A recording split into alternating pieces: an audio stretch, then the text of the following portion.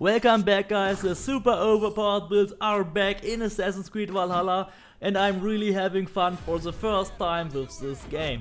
It took me just 1 week to break the game and I think I've really come up with some very impressive build. Like always, when I feel super overpowered, this is a must-have build and I really want to make a video about it. Since melee combat is a bit awful in this game, we will focus on a complete assassin-hunter hybrid build. It uses the most important assassin abilities with the advanced assassination of course and the chain assassination as well. The whole build will have up to 90% crit chance, needs as little as 60 ability points to make and uses absolutely no DLC or shop item. But even better are the insane hunter capabilities of this build. Even bosses which are 100 levels above you like this dog are no problem with this build. This was on normal difficulty at level 62. As you can see, I have still 14 ability points unspent and the dog had level 160. I will probably going to switch to hard or very hard because beating the level 160 mythical animal here just seemed too easy with this build.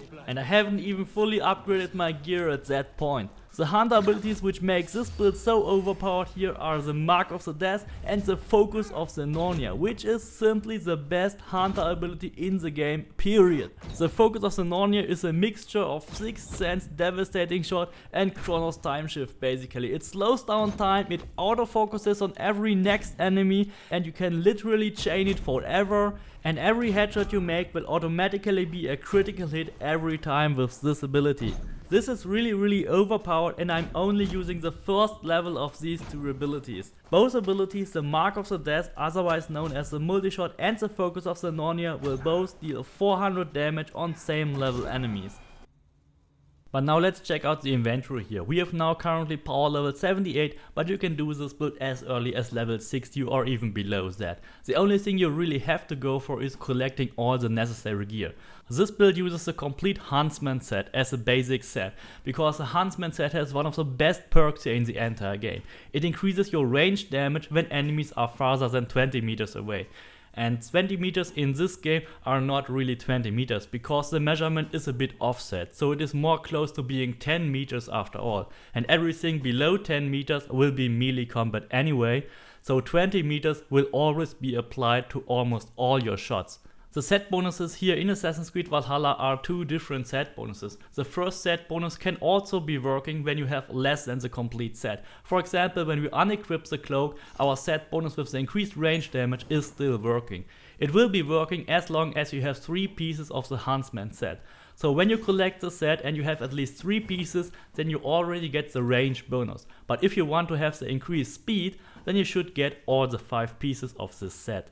For the runes I choose a rune of life for every armor piece, because that seems to be the highest bonus possible I can give to these pieces. Any armor resistance or whatever resistance will only give you +2 or +4.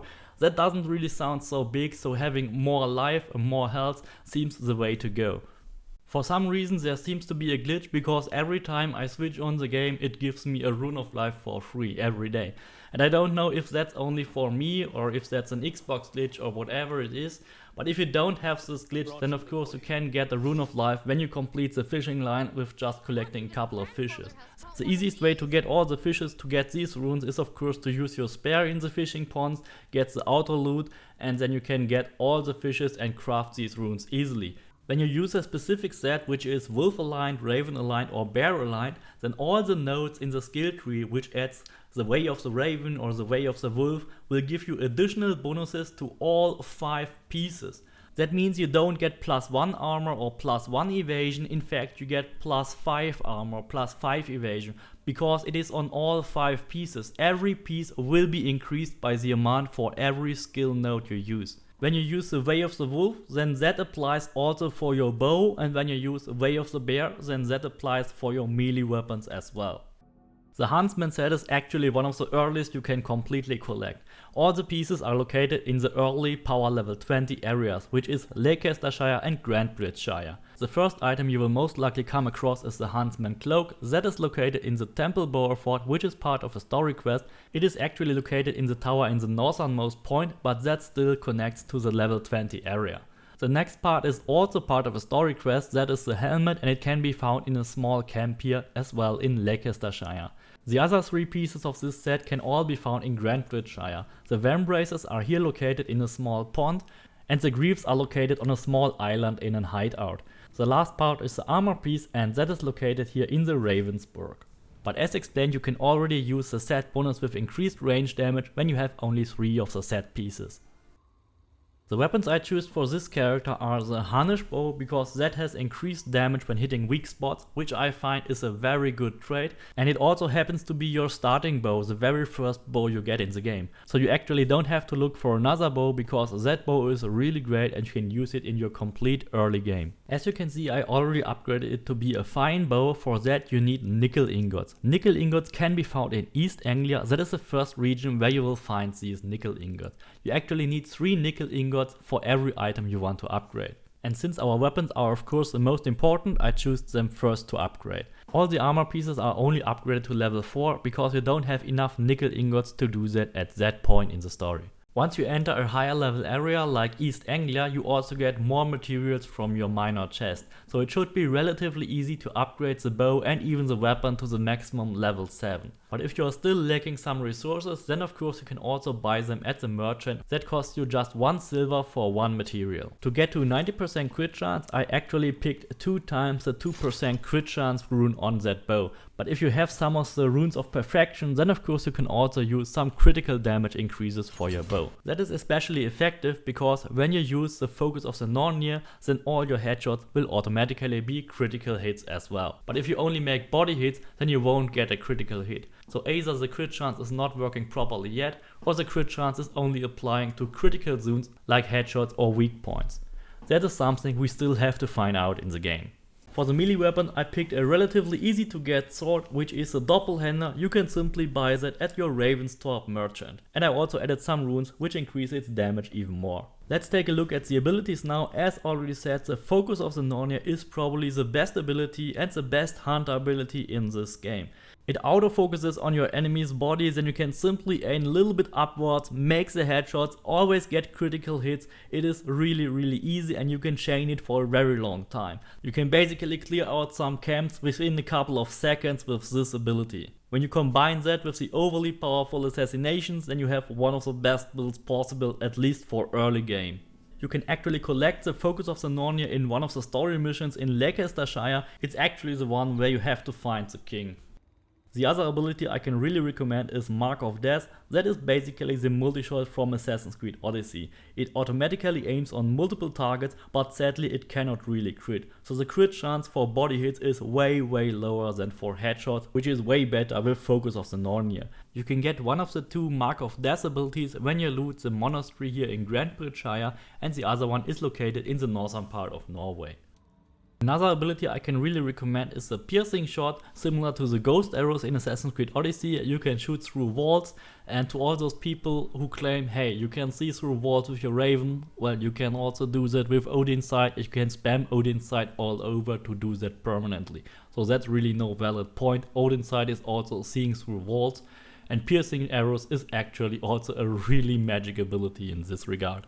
But sadly we cannot use the piercing arrows to just unlock all the doors, because we have to complete the riddles. It just doesn't work on these door locks, which is a bit sad. The melee abilities are actually not really important here in this build, and all your assassin abilities are passive abilities which you can use at any time. So just use whatever melee ability you want and then you're fine. Now let's check out the most interesting part, which is most likely the skill tree. Since this is an assassin-hunter hybrid, it is almost equally split between assassin and hunter abilities. But I also used a couple of points here in the bear tree, the 2.3 melee damage and the 7.0 melee resistance. In general, all these nodes of light damage, heavy damage, resistance and stuff like that can also be found in every direction in the skill tree. So no matter which path you choose, there will always be some melee damage, range damage and assassin damage overall in the whole skill tree. The reason I didn't go further here in the bear tree is because there were some really bad abilities ahead, with ability damage, stun and heavy damage, and also the storm didn't look really great. So I spared my points and used them otherwise. Instead I went here in the assassin tree. And the reason I didn't go right into the assassin tree is because there were also some ability points which were useless for this build.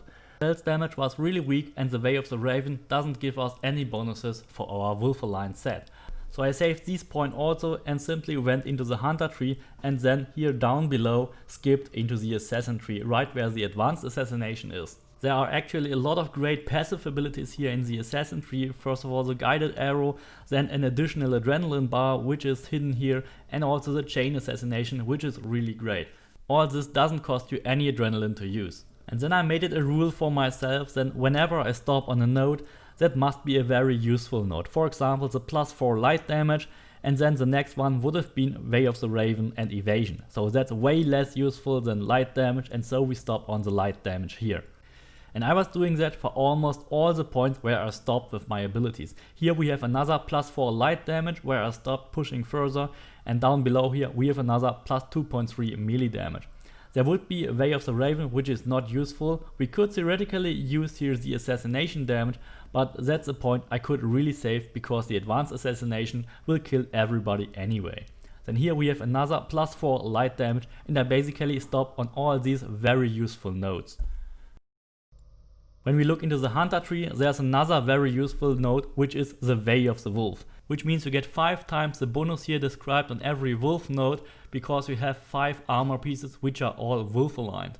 And additionally to that, you will also get a bonus for your bow. Every constellation in the skill tree has at least one of these wolf aligned, raven aligned or bear aligned nodes. So whatever set you use, make sure that you get the proper wolf aligned, bear aligned or raven aligned nodes and don't miss out on them. Of course, we also have a lot of useful abilities here in the hunter tree. First of all, we have the emergency aim. That simply lets you spin around and autofocus your next enemy when you are spotted. That is really useful. You just have to aim a little bit upward to make sure you hit the head. It is basically the same as Sixth Sense in Odyssey. And then of course we have the hunter bow combo, which lets you shoot arrows even faster when you use hunter bows, which we have here with the Hunnish bow. And then of course I also made sure that we stop on the most useful nodes here in the whole tree. That was here for example the range attack followed by some crit chance. Here we have some +4 light damage. Here further down we have some wolf aligned, so that were the most useful nodes to stop at. Here in the middle there were some poison resistance training, which unfortunately also blocks some crit chance, and then here further up there's also some fire resistance. I simply skipped that because I didn't find it any useful. Of course, if you have little less points than 78 or 80 points, then you can simply cut down here the hunter tree a bit, simply cut it off here, then you still have the wolf aligned bonus from that constellation, or simply cut out on another position here wherever you want to. Just make sure you still keep your emergency aim because that is the most useful hunter ability early on. If you need more adrenaline, then there's a third adrenaline here, 11 nodes far to the upper left here in the bear tree. And then the last adrenaline point is very down below here in the hunter tree.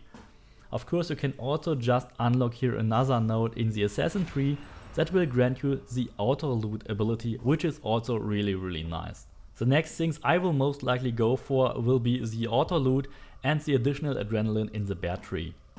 That will give us the following total stats for our character. We have 190 health, that is mainly because of all the life runes we placed in our armor. But we've also built up a fair amount of resistance here for the early levels, while totally ignoring poison and fire at this point. I only focus on the most important stats, which are light damage and range damage. I haven't cared about situational bonuses or elemental bonuses because they are very situational and doesn't help us, especially in early levels. Our primary melee weapon, the Doppelhander, has a total attack value of 87, which is pretty good I think. It doesn't have such a high crit chance, that's why I only focus on damage here for that sword. And our ranged weapon, the Hunnish bow, has a whopping 104 attack and 90% crit chance. It also has 77 headshot damage and 30 critical damage. So when you make a headshot and that's a critical hit, always when you use Focus of the Nornir, then you can easily kill even much higher level enemies, including legendary animals, zealots and whatever else. By the way, if you wonder why my character is looking like Conan the Barbarian with its giant sword here on the back, then that's only because the Huntsman armor and helmet is looking really awful. I just disabled the outfit here as you can do in the inventory screen, and then you will have the blank upper body part, which is looking much better.